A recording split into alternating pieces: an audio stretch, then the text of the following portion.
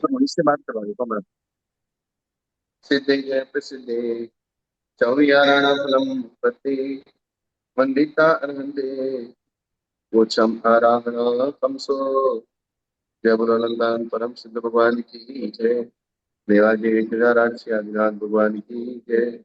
1008 की शांतिनाथ भगवान की जय। पार्श्वनाथ भगवान की जय। महावीर भगवान की जय। परम पूज्य आचार्य श्री कुंतु सागर जी महाराज की जय। आचार्य श्री कनकनंदी जी कदमगिरी जी की जय। निर्मणी माता की जय। श्रीमद जैन धर्म की जय। शाश्वती विराजमान आचार्य भगवान श्री वैराग्यनंद जी गुरुदेव की जय। भगवान आपके श्री चरणों में हम सभी स्वाध्यायी बारंबार त्रियोग शुद्धि पूर्वक नमोस्तु करते हुए आपसे विनती करते हैं कि हे भगवान, हमारा मोक्ष मार्ग रत्नत्रय प्रशस्त हो, इसलिए हमें देशना दीजिए। नमोस्तु नमोस्तु नमोस्तु भगवान। गाथा नंबर 401, पृष्ठ 311। नीदतो चरणतो पच्चैदूणागदस्य कवयस्य सवादरेण गुनिजो गोरियायो संविद्यवज्रविदुस्य पादमूलं नितस्य निदन्तो जिनवेण संवसारस्य ओदियाराधवोतानि पंच पंचस्य सप्तसदानि जोयणानं तदोययानि निजावय मनुन्नादं गवेशति समाधिकामोऽतु एकं वे दो वे तीन वे बारस्वरिशाणि वा अपरिरन्तो निज्जे निज्जे वये मनुन्नादं गवेशति समाधिकामोऽतु। उस प्रार्थना गाथा पूर्वक नंबर आए हुए कौन सी शपथ का। बताइए? गाथा नंबर कौन सी है? 401। उस प्रार्थना पूर्वक आए हुए शपथ का निर्यापक आचार्य ज्ञानी चारित्रनिष्ठ तथा उस शपथ के प्रति पूर्ण आदर भाव से युक्त होता है। अगर कोई आचार्य अपने संघ को छोड़कर अन्य आचार्य के संघ में जाता है तो फिर अन्य संघ वाला उसके प्रति पूर्ण आदर भाव से युक्त इसलिए होता है कि बोले देखो, ये अपना इतना भरा पूरा संघ छोड़ के आया है, इसलिए हमको इसकी सेवा करनी चाहिए। संसार और पाप कर्म से डरने वाले उस निर्यापक आचार्य के चरणों में विहार करता हुआ वह छपक यति समस्त जनागम के सारूप आराधना का आराधक होता है।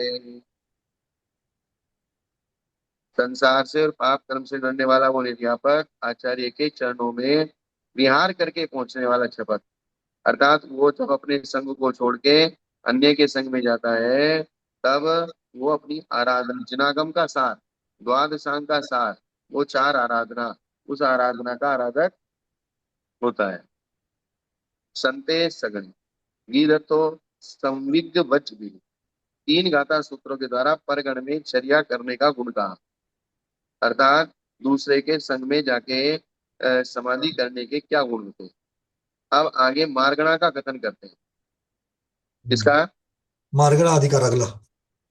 मार्गणा जी का ये 16 मार्गणा का नंबर है। मतलब, मार्गणा का मतलब क्या है? खोज। खोज। अर्थात अपने संग को अब वो छोड़ दिया और छोड़ के किस संग में जाना है ये खोजना है अभी तो बाकी। अभी ये मालूम नहीं है कि मुझे किस संग में जाना है, अभी उसकी खोज चालू की है, कोई ग्लोबलाइजेशन नहीं है। जी। अब कोई सुना होगा किया होगा कि वहाँ ये साधु है, वहाँ ये साधु है, ये आचार्य है, ये करा सकते हैं, जाएगा देखेगा मेरी समाधि कौन कराएगा, उस हिसाब से उसको खोज करना पड़ेगा। समाधि का इच्छुक यदि 500 600 700 योजन अथवा उससे अधिक भी जाकर शास्त्र सम्मत निर्यापक को खोजता है। इंसान कितना? 500 योजन, 600 योजन, 700 योजन है। 12 किलोमीटर से अगर गुना करेंगे। 700 योजन का मतलब हो गया 2800 कोस, और आठ साढ़े आठ 2800 हजार कोस का मतलब हो गया 3 से गुणा करो। 8,000 के ऊपर किलोमीटर होता है। 8000 किलोमीटर तक। और उससे भी अधिक उससे दस भी। हजार किलोमीटर भी खोजना पड़े, मतलब इतना। भगवान 8,000 तो यहाँ से यूरोप हो गया। तो पहले तो पूरा जितना भी जमीनी जमीनी इलाका था तो सब एक था ना। क्या बात है, निर्यापक के ढूंढने के लिए यहाँ तक जाने के लिए कहा है। हाँ, इसका मतलब निर्यापक की कितनी महत्वपूर्णता है क्या बात है। ये समझने की, क्योंकि वो निर्यापक के सारे से ही तो समाधि करेगा। हाँ,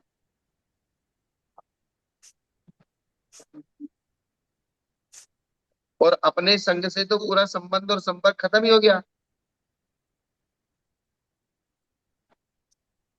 हाँ, बोले छोड़ के भी चले गए तो भी कोई बात नहीं, फोन पे बात कर लेंगे।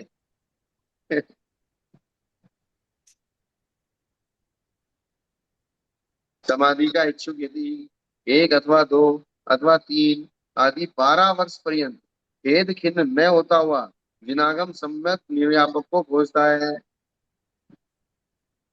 1 साल 2 साल 3 साल 12 साल तक खोजता है,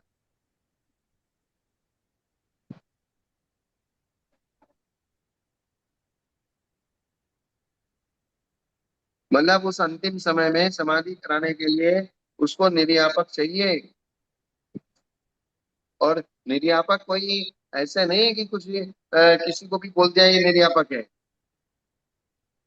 उसके अंदर समाधि कराने की एक विशेष योग्यता होती है, वो निर्यापक, अर्थात समाधि संबंधी वो सारे सिस्टम को समझता है। नहीं, जिसके सानिध्य में समाधि हो रही है उसकी चर्चा यहाँ पर नहीं है, तो गुणवंत उत्कृष्ट गुणवंत की चर्चा है। आचार्य तो बहुत सारे हो सकते हैं, लेकिन निर्यापक सब नहीं हो सकते। जी। संघ को चलाना एक व्यवस्था अलग है और समाधि करवाना ये व्यवस्था अलग है।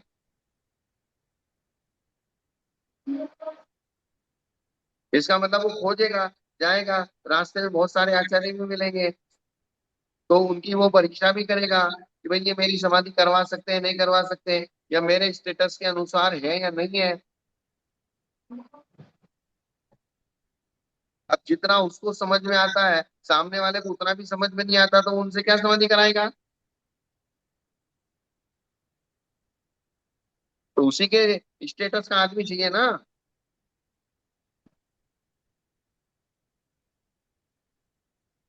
गच्छेजेगरागिनी पैडिपमा अज्ज अज्जयन पुच्छना कुशलो कंडिल्लो संभोगिये अपनी बतो ये सब है।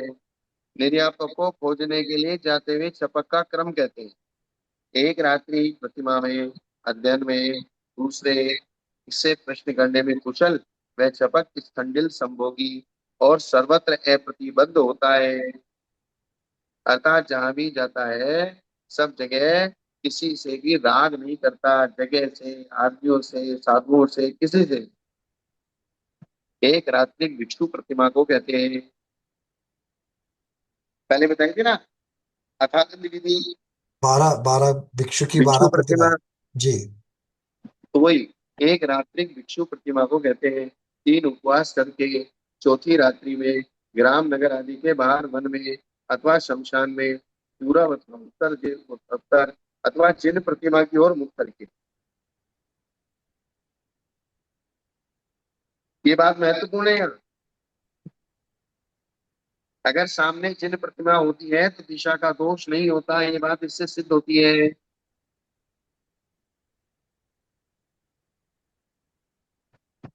क्या? प्रतिमा की तरफ मुख करके अगर करेंगे तो इसका कोई दोष नहीं। हाँ, तो लिखा ना, या तो पूरब में मुंह करके, उत्तर में मुंह करके, अथवा जिन प्रतिमा की ओर मुख करके। अब अब जिन प्रतिमा तो हमेशा पूरब या उत्तर की तरफ होती है, तो अगर उत्तर की तरफ है तो ये दक्षिण की तरफ चर्चा तो हो जाएगी। हमारा मुंह दक्षिण की तरफ होगा, तो दक्षिण का दोष नहीं लगेगा क्योंकि सामने प्रतिमा है।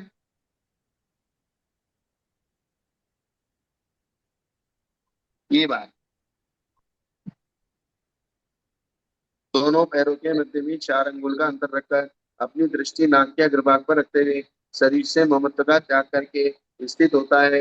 अपने चित्त को अच्छी तरह समाहित करते हुए 4 प्रकार के उपसर्ग को सहकर जब तक सूर्य का उदय न हो तब तक न विचलित हो न पतित हो। पूरी रात खड़ा रहे, उपसर्ग हो तो सहन करे, और जब तक सूर्य का उदय न हो न विचलित हो और न गिरे। फिर स्वाध्याय करके दो भगवती प्रमाण गमन करके भिक्षा के क्षेत्र की वसतिका में जाकर ठहरे। खड़े होके कहा, प्रतिमा हो गया ना। फिर सूर्योदय होने पर स्वाध्याय करके दो भगवती प्रमाण गमन करके भिक्षा के क्षेत्र की वसतिका में जाकर ठहरे। अर्थात जहाँ भिक्षा मिलती है वहां तक जाए, जहाँ मार्ग दूर हो वहां सूत्र पौरुषी अर्थात अर्थ पौरुषी में मंगलाचरण करके गमन करता है। जैसे मैंने बताया था स्वाध्याय की कुशलता, अगर रास्ता लंबा है तो फिर स्वाध्याय की कुशलता है कि मंगलाचरण करके गमन करता है। अर्थात एक रात्रि भिक्षु प्रतिमा की समाप्ति पर स्वाध्याय करके भिक्षा के लिए गमन करता है। यदि भिक्षा का स्थान दूर हो तो स्वाध्याय की स्थापना करके केवल मंगलाचरण करके भिक्षा स्थान के लिए जो गमन करता है, ये उसकी स्वाध्याय कुशलता है। आगे प्रश्न कुशलता कहते हैं, जिनालय में स्थित जो संयमी है, आरिका है या श्रावकों से तथा बाल प्रौढ़ वृद्ध पुरुषों से भिक्षा स्थान को ज्ञात करके गमन करता है, ये उसकी प्रश्न कुशलता है। क्या? मतलब चौके किस दिशा में है इस प्रकार से। हाँ, मतलब कौन यहाँ इस गांव में भिक्षा कौन बनाता है, साधु को आहार आदि कौन देता है, ऐसे बातों बातों में पूछ लेने का। हम्म। चर्चा करते करते पूछ लेता है उनसे। पूछ लेता है, प्रश्न कुशलता। तो इसमें उसको उत्कृष्ट का दोष नहीं लग रहा, क्योंकि वो चौके वाले से नहीं पूछ रहा है। साधुओं के अंतर और वो भी कुशलता शब्द लगा दिया। हाँ, मतलब वहां मंदिर में जो आरिकाएं हैं या और दूसरे संयमी रह रहे हैं या श्रावक हैं या कोई बच्चे हैं या प्रौढ़ हैं या व्रत हैं, किसी से भी इशारा ले सकता है वो। जहाँ भिक्षा ग्रहण की वही मल त्याग के लिए संडिल भूमि की खोज करे, ये भी नहीं है हमें। क्या? जहां भिक्षा ले ली तो बलमूत्र भी वहीं पर, मतलब वो वहां कि, का वही छोड़ के जाना है। कितनी निस्पृहता है ये। बहुत सुंदर। इसका भी कुछ मैथमेटिक्स होगा, कुछ ना कुछ।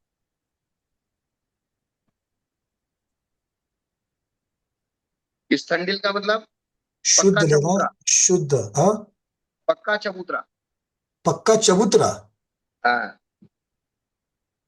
या तो पत्थर का हो या फिर पहले पुराने जमाने में चूने आदि का बनाते थे, या फिर सीमेंट आदि का हो, उसको स्टंडिल बोलते हैं। क्योंकि डायरेक्ट मिट्टी होगी तो मिट्टी में पृथ्वी का एक जीव होते हैं। हाँ जी। मतलब मतलब उसको सीमेंट से बना के उसके ऊपर प्लास्टर करके उसको व्यवस्थित आज के जमाने के हिसाब से। मतलब अचित्त किया हुआ, अचित भूमि को अचित्त किया है वहां पर। हाँ, स्टंडिल। और जमीन से थोड़ा उठा हुआ।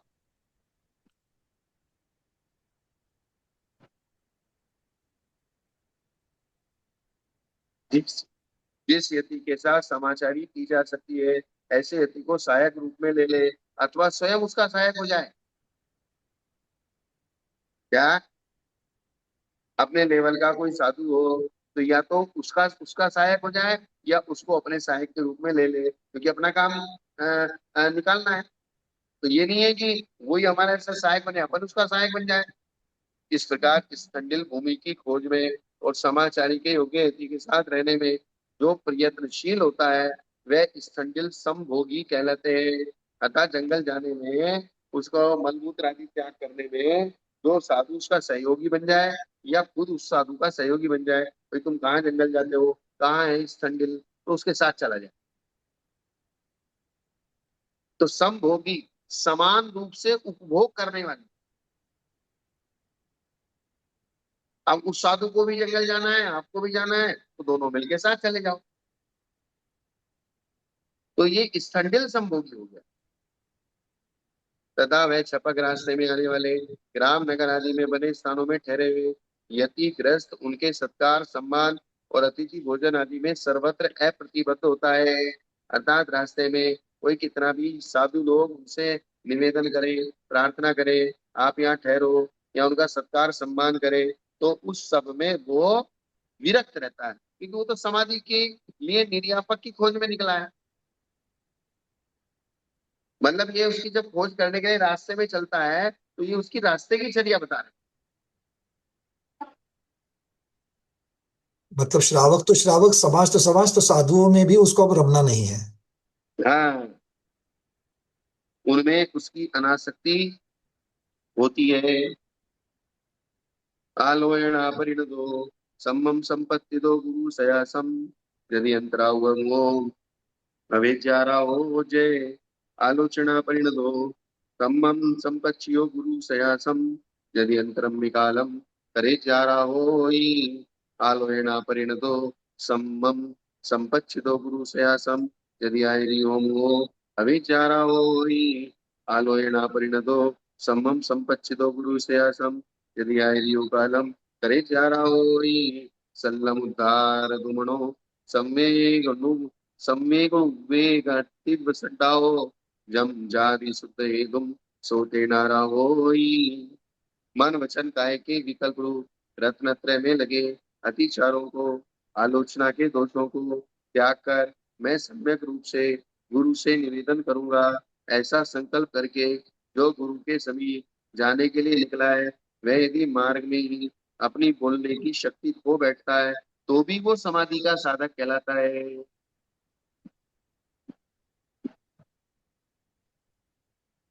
अर्थात उसने अपना मन बना लिया है कि मेरे अंदर जितने भी रत्नत्रय में अतिचार लगे हैं, उन सब की आलोचना को मैं सब प्रकार के दोषों का त्याग के गुरु से निवेदन करूंगा, ऐसा जिसने संकल्प किया है, और यदि रास्ते में उसकी बोलने की शक्ति चली जाती है, तो वो ऐसा नहीं कि उसके दोस्त उसके साथ जाएंगे, क्योंकि उसने तो अपने मन में संकल्प कर लिया कि मुझे गुरु को बताना है, तो भी वो आराधक कहलाएगा बिना बताए।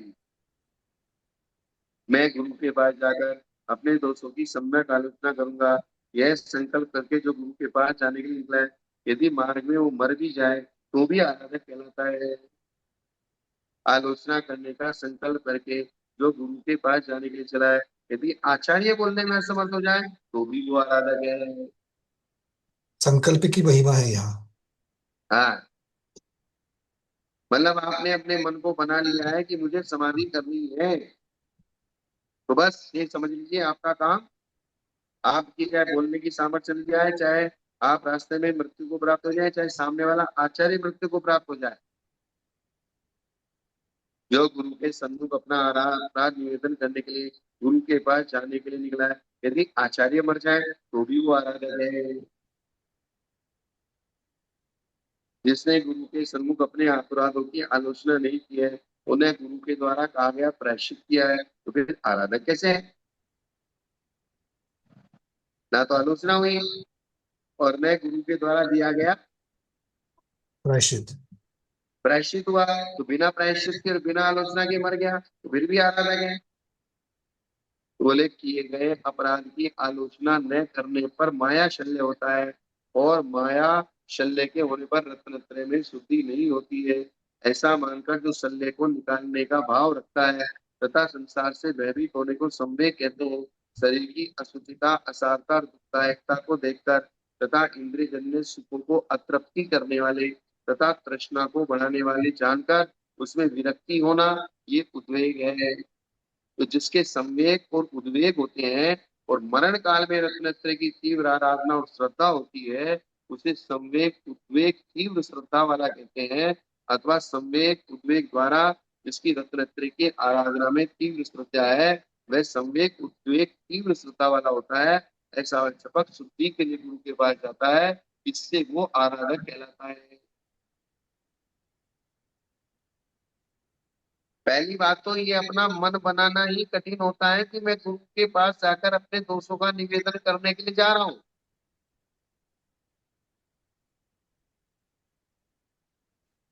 हाँ, कि मुझे गुरु के सामने, और निर्यापकाचार्य की सबसे ज्यादा महत्वपूर्णता इसीलिए है क्योंकि वे दोष बता के बिल्कुल निर्विकल्प और हल्का हो जाता है। और हर किसी को नहीं बता सकता वो।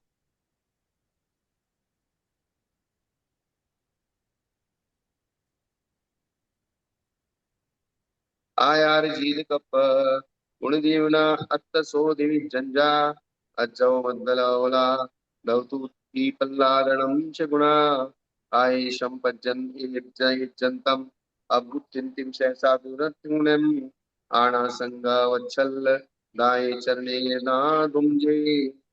निर्यापक आचार्य की खोज में जाते हुए छपक के गुण कहते हैं। आचार और जीत कल्प आचार विशेष का प्रतिपादक ग्रंथ, इनके गुणों का प्रकाशन होता है। ये शास्त्र निरतिचार रत्नत्रय को ही बतलाते हैं। उसी के लिए छपक निर्यापक की खोज करता है। आत्मा की शुद्धि होती है, संकलेश का अभाव होता है, क्योंकि जो संकलेश परिणाम वाला होता है वह इस प्रकार दूर गमन नहीं करता। अर्थात जो सुखियापन है वही संकलेश है। क्या? जी, सुखियापन मतलब उस सुख से दूर जाना, उस बात में ही संकलेश हो जाएगा उनको।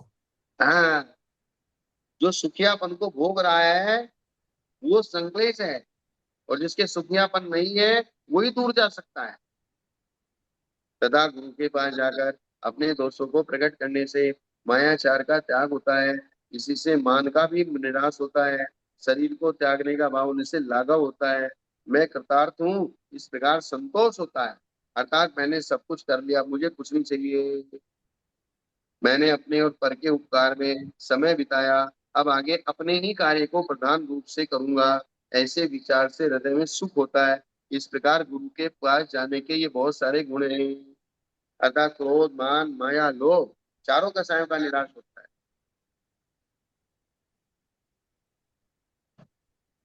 इस प्रकार गुरु की खोज में आए गए शपथ को देखकर उस गण के वासी साधुओं की समाचारी का क्रम कहते हैं। अर्थात जो समाधि के लिए अपने संग में आया है, तब वे संग वाले उस शपथ के साथ किस प्रकार का व्यवहार करें। क्या आवाज आ रही है ना? जी जी। वो साधुओं के समाचारी किस प्रकार से करेंगे?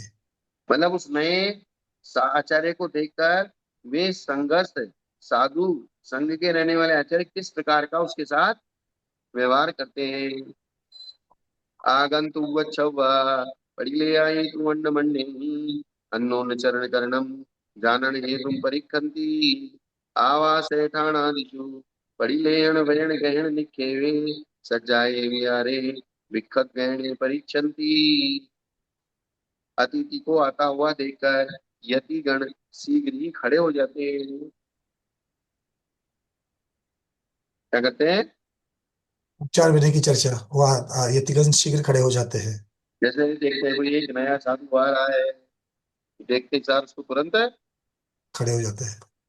बिनागम की आज्ञा का पालन करने के लिए, आने वाले को ग्रहण करने के लिए और वात्सल्य भाव के लिए तथा उसका कैसा आचरण आदि है ये जानने के लिए उत्तर खड़े। तो आचरण जानने के लिए बैठे बैठे आचरण की परीक्षा नहीं होगी, उसके लिए भी उठ हाँ करके विनय कर रहे हैं पहले। हाँ, मतलब ये भगवान की आज्ञा है, और उसको ग्रहण करने के लिए, वात्सल्य भाव दिखाने के लिए, और कैसा उसका आचरण है ये चार कारण होते हैं। कहीं पर चढ़ने नाम बाट है, उसका अर्थ है अतिथि के चरणों में नमन करने के लिए भी खड़े होते हैं। ये यहाँ ग्रहण करने योग्य नहीं है। यहाँ नमन करने की विशेषता नहीं है। हाँ, मतलब ये एक तो जिनागम की आज्ञा है कि कोई साधु आ रहे इसलिए खड़े होना है, और वात्सल्य भाव होना है, ये महत्वपूर्ण है, और उसका फिर आचरण जानना ये भी तो उसके अंतर्गत विवक्षा है। मतलब नमस्कार करने के लिए खड़े होते हैं, ये महत्वपूर्ण नहीं है यहाँ। जी। आने वाला मुनि उस गण के वासी मुनि प्रतिलेखना के द्वारा देखकर परस्पर में एक दूसरे के चरण और करण को जानने के लिए परीक्षा करते हैं। वो नया साधु भी और संगत साधु भी सब एक दूसरे को देखते हैं कि ये मुनि प्रतिलेखना के द्वारा, अर्थात पीछे से ये साफ करके बैठता है कि नहीं बैठता, कोई भी सामान लेता है रखता है ये किस प्रकार से रखता है, अर्थात ये पिच्छी का उपयोग व्यवस्थित कर रहा है कि नहीं कर रहा है, यही तो काम है। और तो कोई विशेष काम है नहीं, और परीक्षा किसकी करेंगे? और ये समितियों का पालन करने की परीक्षा करते हैं। ये परीक्षा करना जिनागम की आज्ञा है, मतलब ये ऐसा नहीं कि करना है नहीं करना है ऐसा वैकल्पिक नहीं, तो ये जिनागम की आज्ञा है कि ऐसा करना चाहिए। तो ये चीज अगर किसी साधु के अंदर नहीं है तो ये इस बात का प्रज्ञापन है कि इसकी समाधि सही नहीं होगी। क्या? जी बिल्कुल, मतलब अगर ये अगर उनको पता नहीं है कि ऐसा करना है। जब वे पांच समिति को ढंग से पालन नहीं करते हैं और उनका व्यवस्थित उपयोग नहीं करते हैं, इसका मतलब समाधि का सिस्टम नहीं बनेगा। जी ये कहने का मतलब है जब वो अपने संयम को व्यवस्थित पालते नहीं है, समिति का मतलब ही संयम है जी और संयम का मतलब ही समिति है।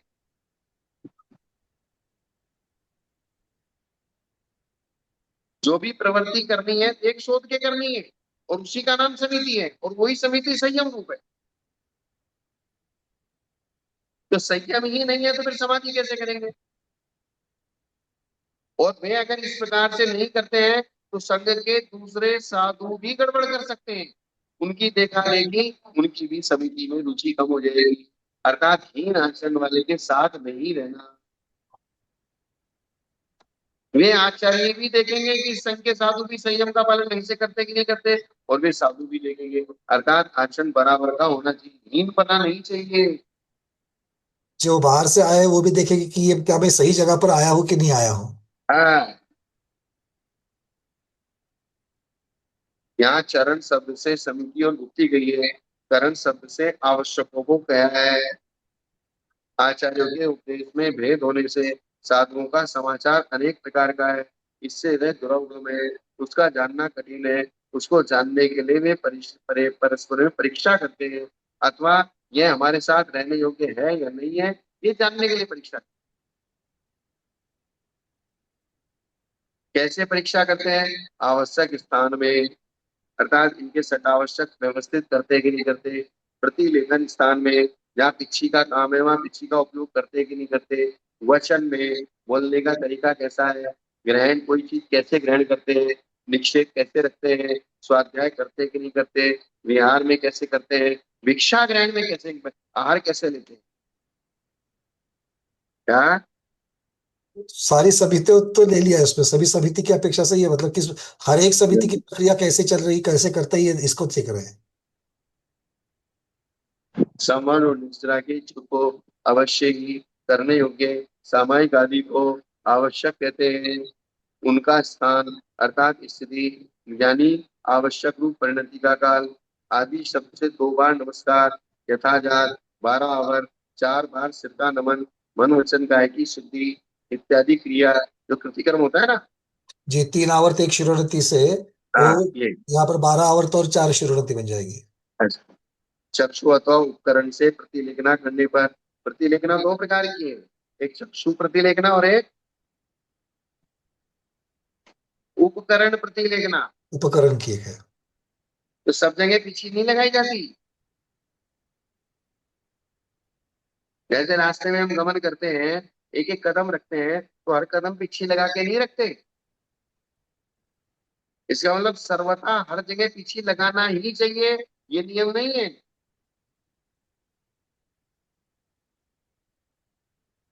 आए क्या समझ में?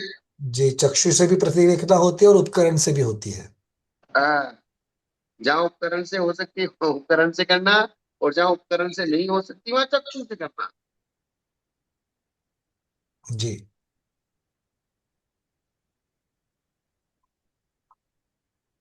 वार्तालाप में, उपकरणों के ग्रहण करने में, रखने में, स्वाध्याय में, पैदल चलने में, भिक्षा ग्रहण करने में, परीक्षा करते हैं ये सामायिक आदि करता है नहीं करता, समय पर करता है नहीं करता, अथवा द्रव्य सामयिक करता है, भाव सामयिक करता है। सामायिक आदि पाठ पढ़ते हुए, शरीर से उक्त क्रिया करते हुए द्रव्य आदि सामायिक आदि होते हैं। सावध योग का त्याग करने पर, तीर्थंकरों के गुणों का स्मरण करने पर, अथवा आचार्य उपाध्याय आदि के गुणों का स्मरण करने पर, अपने अतिचारों की निंदा करा करने पर, त्यागने योग्य त्याग करने पर, अथवा शरीर से ममत्व को दूर करने पर भाव सामायिक आदि होते हैं। उनमें प्रवृत्त होता है या नहीं होता, यह परीक्षा है। यह प्रतिलेखन योग्य है या नहीं है, ऐसा आंख से पहले देखता है नहीं देखता, तो कोमल हल्के उपकरण से प्रमार्जन करता है नहीं करता, अथवा क्या जल्दी से प्रमार्जन करता है, या जीवों को पीड़ा पहुंचाता है, या दूर स्थान से उपकरण आदि गिराता है, दूर से फेंक दिया, क्या प्रमार्जन के द्वारा विरोधी जीवों को मिलाता है। इसका चींटी भी चल रहे थे, मकोड़े भी चल रहे थे, चींटी मकोड़ों को दोनों को पीछे से एक साथ एक एक जगह कर दिया, दो विरुद्ध योनि वाले जीवों को मिले मिक्स कर दिया। जो पहले नहीं मिल रहे थे अब मिलने से वही उसमें से एक मर जाएगा। हाँ, उनको पीड़ा होगी ना, जो जीव आहार में लगे हुए हैं या भोजन कर रहे हैं, जिन्होंने मुंह में अंडे लिए हुए हैं, जो अपने निवास देश में स्थित है, मूर्छा को प्राप्त है, ऐसे जीवों का प्रमार्जन रक्षण करता है या नहीं करता, यह परीक्षा है।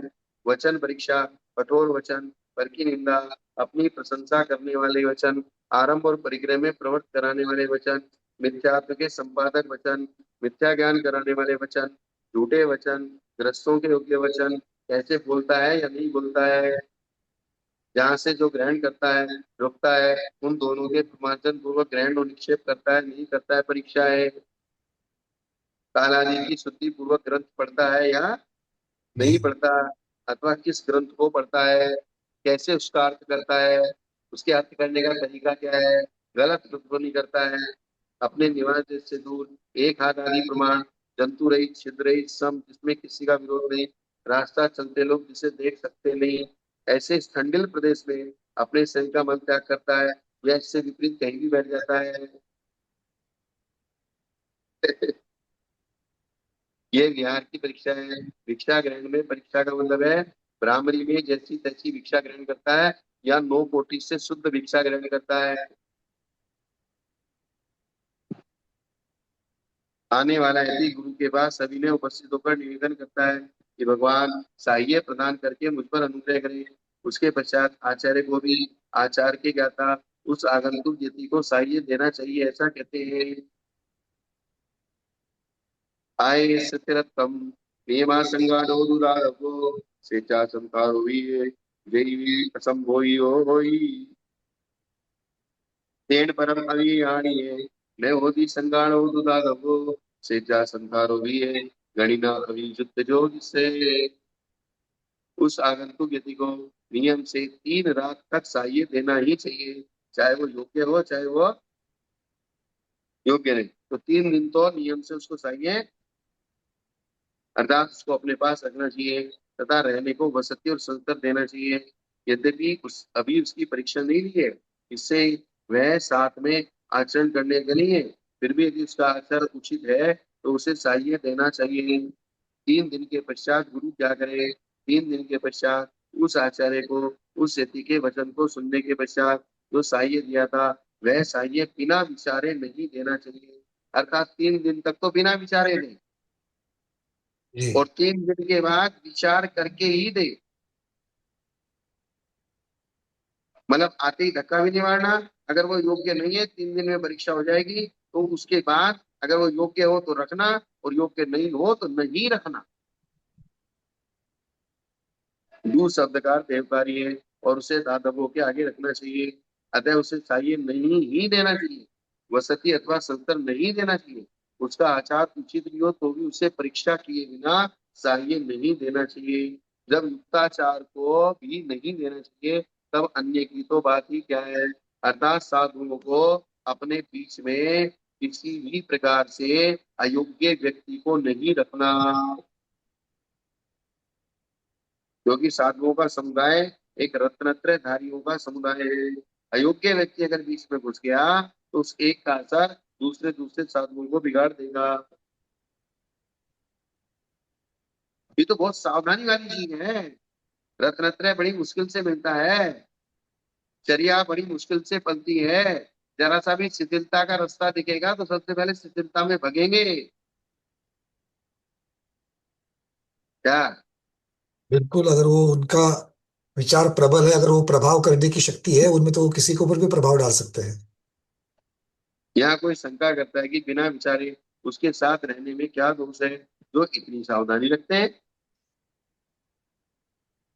उगम उपादने सनादिषु सोदीने विद्यते तस्य अणगारमला अणगार मणालोये दोषम संबुध्यमानस्य उवादो तद्देशम विश्वामित्रा गणिमोठादि उत्तरी गुमणोसल्लम विधिये तदीये सम्मी आयारवं च आधारवं च व्यवहारवं पकुबिये आया पाए विदंसी तहे पीलगोचिवे। जो यदि अपने दोषों की आलोचना नहीं करता, जो उद्गम आदि दोषों से दूषित आहार वसति उपकरण का सेवन करता है, आहार वसति का और उपकरणों का सेवन, उसके साथ संवाद करने से उस आचार्य को भी उद्गम उत्पादन ऐसा दोषों का पर्याय रूप शुद्धि नहीं होती है।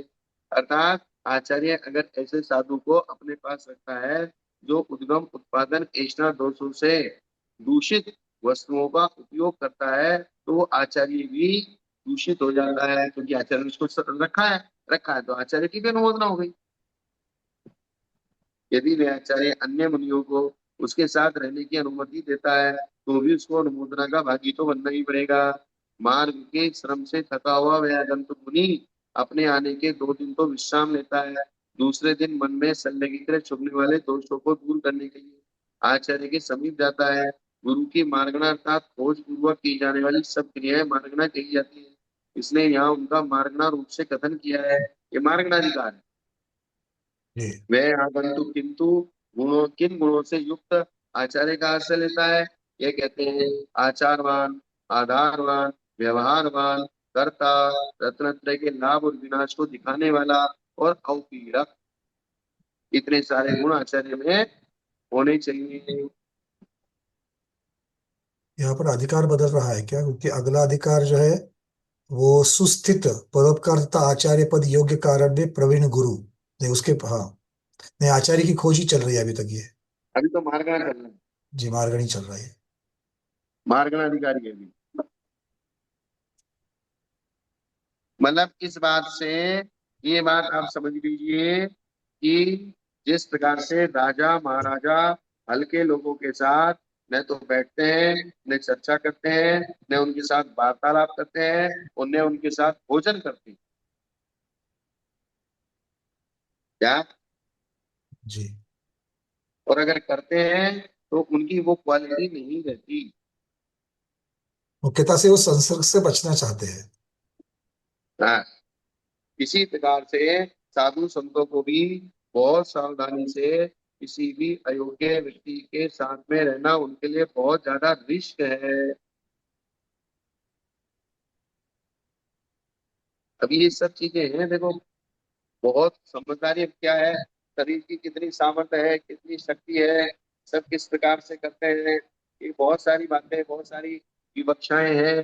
तब जाके ये लिखना जितना आसान है ना, उतना करना, इस व्यवहार को पालना उतना ही आसान नहीं है। ये बात,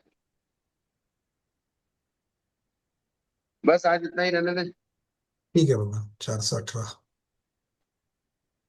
418 तक। 418 हो गई ना? जी। और कोई एक आधा प्रश्न तो वो ले लेते हैं किसी जी, का। ठीक ठीक। प्रभु जी, आपका प्रश्न अनम्यूट करिए।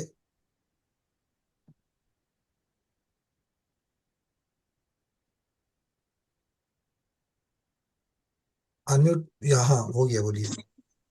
मेरा महाराज जी यही, आचार्य श्री को नमोस्तु।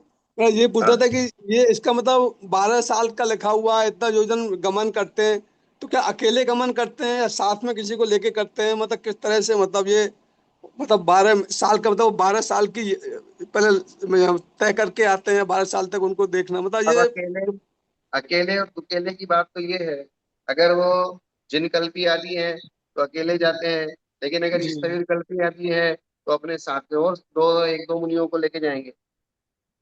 जी जी जी। मतलब तो 12 साल तक खोज करेंगे, फिर जो है मतलब बड़ा, मतलब ऐसा मतलब वो लग रहा है कि पढ़ के मतलब वो ऐसा संभव भी, मतलब कहाँ कहाँ तक होता होगा, मतलब चौथे काल में होता होगा मतलब सब होता है, होने को ऐसी कोई समस्या नहीं है जो नहीं होता है। सातवें नरक में जाके इतने बड़े बड़े भयानक दुख हो गया है, तो अब ये होने तो वो बहुत साधारण चीज है। जी जी जी जब गाय बनेंगे, बैल बनेंगे, भैंस बनेंगे, और यंत्र पे तुमको बांध दिया जाएगा, ऊपर से सुआ आके घुसेगा, चमड़ी को अलग करेगा, उसको मरने नहीं दिया जाएगा, और उसके मांस को अलग किया जाएगा, उसको रक्त अलग किया जाएगा, और जितनी देर तक वो जिंदा रहे वो कोशिश की जाएगी। तो उसके सामने तो ये सब बहुत आसान है। हाँ नहीं, तो अगर हम लोगों के लिए। चारों गतियों के दुखों का विचार करेंगे तो उन दुखों से छूटने के लिए जो ये समाधि का प्रयास किया जा रहा है, ये बहुत आसान है। जी ये समझ में विचार आई ना जिसके प्रभु जी? पास आ गया वही कर सकता है। हाँ, नहीं तो हर चीज में तो कठिनाई ही कठिनाई दिखनी है। उन्होंने अभी कहते हैं ना, जो सुखिया स्वभाव वाला होगा वो कुछ नहीं करेगा,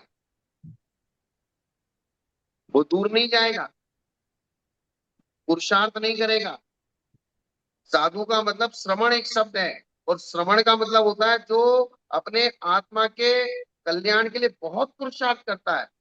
जो घर गृहस्थी में भी पुरुषार्थ नहीं होता उससे ज्यादा पुरुषार्थ करता है।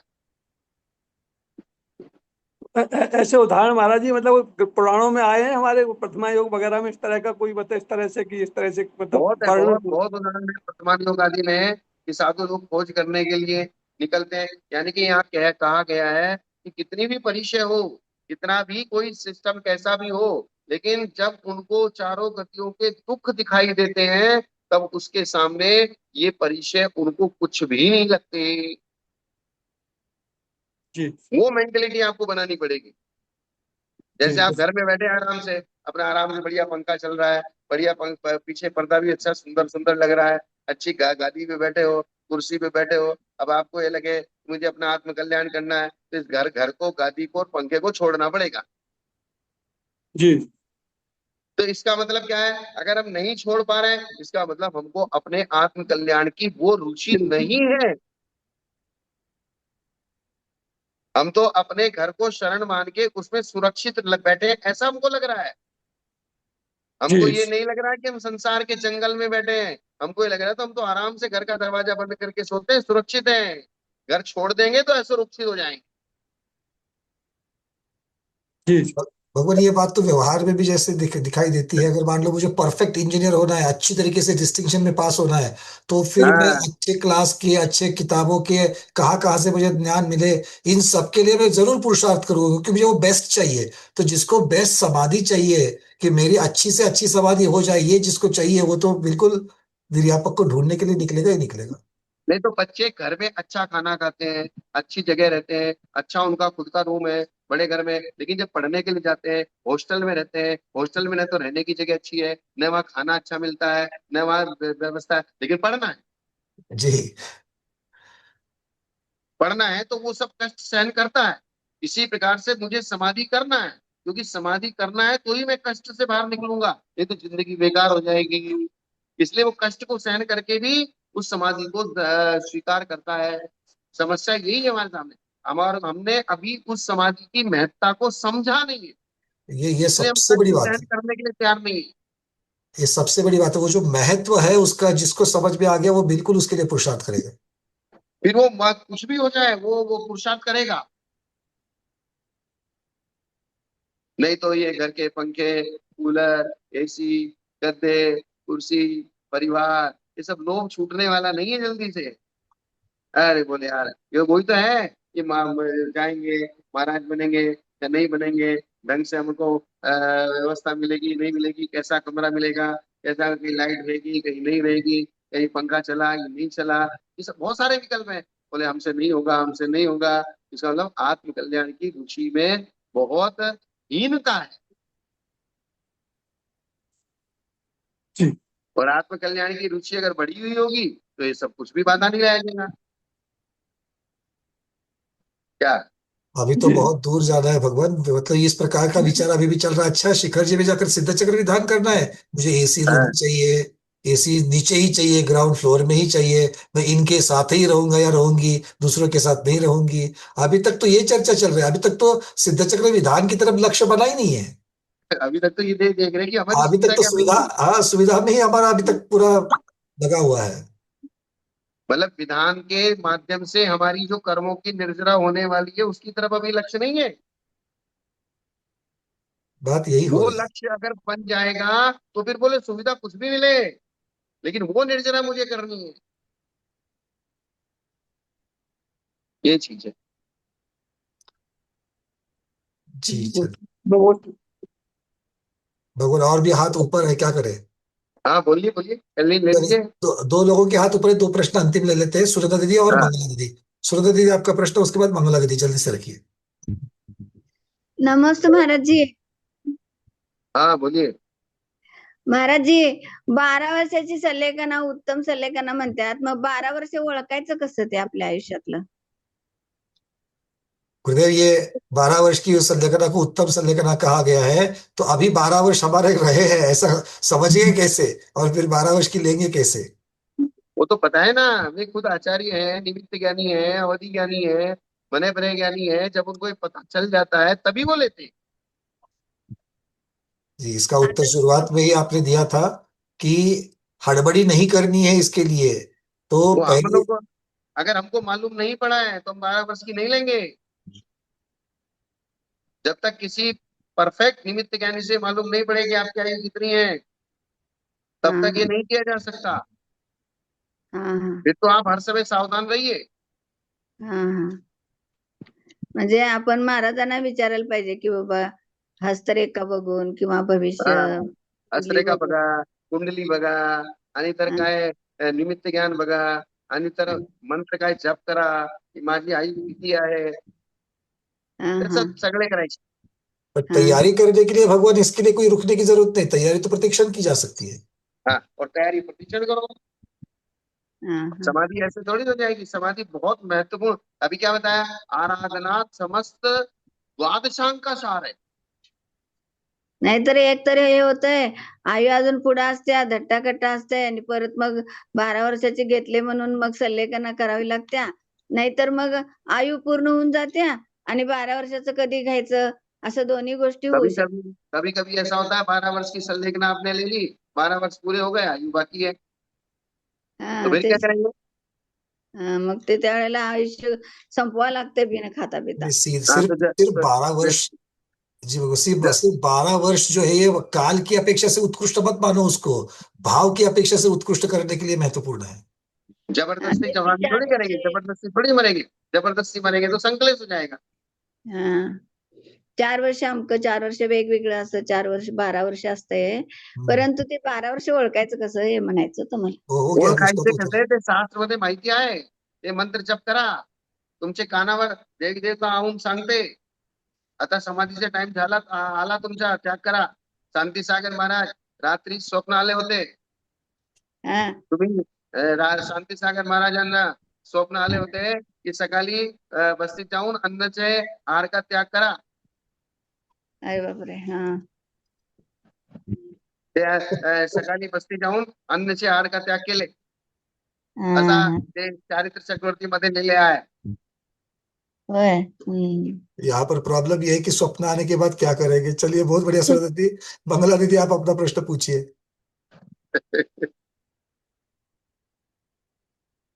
नमोस्तु गुरुवर, वंदना भैया जी। गाथा नंबर 414 के आखिरी में ऐसा आया है, 9 कोटि से शुद्ध भिक्षा ग्रहण करता है। 9 कोटि से शुद्ध भिक्षा यानी क्या होता है? मन वचन काय कृत कार्य अनुमोदना, जिसमें आपका न मन है, न वचन है, न काय है, न कृत है, न कारित है, न अनुमोदना है। तो 3 × 3 9 कोटि मने प्रकार। कोटि का मतलब यहाँ करोड़ नहीं, 9 प्रकार से आपकी भिक्षा शुद्धि, अर्थात उस भोजन के प्रति न आपने मन से कहा है, न वचन से बोला है, न शरीर से इशारा किया है, न मन से उसको अनुमोदना की है, न वचन से, न काय से। कृत कारित अनुमोदना स्वयं भी नहीं किया है, दूसरे से करवाया नहीं है, और कोई करता है तो उसकी अनुमोदना भी नहीं की। ये चलिए, बहुत बढ़िया। अंत में उपाध्याय भगवान के भी दर्शन हो रहे हैं। उपाध्याय भगवत श्री सुदत्त सागर जी मुनिराज की जय। नमोस्तु नमोस्तु नमोस्तु भगवान। नमोस्तु गुरुदेव, नमोस्तु गुरुदेव, नमोस्तु हाँ गुरुदेव। नमस्कार भाई। और तबीयत ठीक है आपकी? जी गुरुदेव, आपके आशीर्वाद से स्वास्थ्य लाभ है। आज आचार्य गुरुदेव विराग साहब जी महाराज जी का द्वितीय समाधि दिवस है ना। अच्छा, उनका समाधि दिवस, ठीक है ठीक है। हाँ, तो यहाँ कार्यक्रम हो रहा था, उसी कार्यक्रम में गया था। अच्छा ठीक, कोई बात नहीं। आपको जूम वूम पे कार्यक्रम चल रहा होगा? ये जूम पे नहीं, यही है, अपने संग बैठ करके गुरुदेव का पाद प्रक्षालन पूजन, वो पूरे आरिका विदुषी सही, माता जी भी है ना यहाँ पर, 5 पेची सही। अच्छा अच्छा, ठीक ठीक ठीक ठीक। चार साधु तो सब मिल करके गुरु जी की पाचन पूजन आदि क्रियाएं कर रहे थे। बढ़िया है पंकज जी। आज विराट सागर जी महाराज का समाधि जी दिवस है, तो उसके लिए भी अपन जो है एक कायस्वर करके, क्योंकि उन्होंने भी अपने इतने बड़े संघ को बनाया, पालन पोषण किया, और समय रहते हुए उन्होंने अपनी सुसमाधि व्यक्त करके और अच्छी तरीके से अपने आचार्य पद को समर्पित करके उन्होंने समाधि वरण किया। ऐसी ही रोग की अवस्था में भी। जय हो गणाचार्य श्री विराग सागर जी गुरुदेव की जय। सब लोग एक आयत सर करेंगे। हाँ।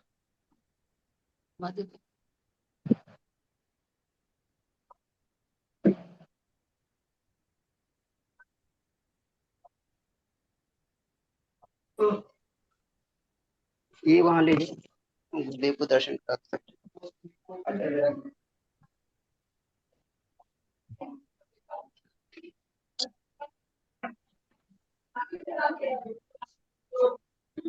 जय बोलिए आचार्य श्री विराट सागर जी महाराज की। जय आचार्य विराट सागर जी महाराज के जय। चरणों में हम सब श्रद्धांजलि समर्पित करते हैं, और उनके लिए ये शुभकामना करते हैं कि वे शीघ्र अष्ट कर्मों का नाश करके मुक्ति को प्राप्त हो।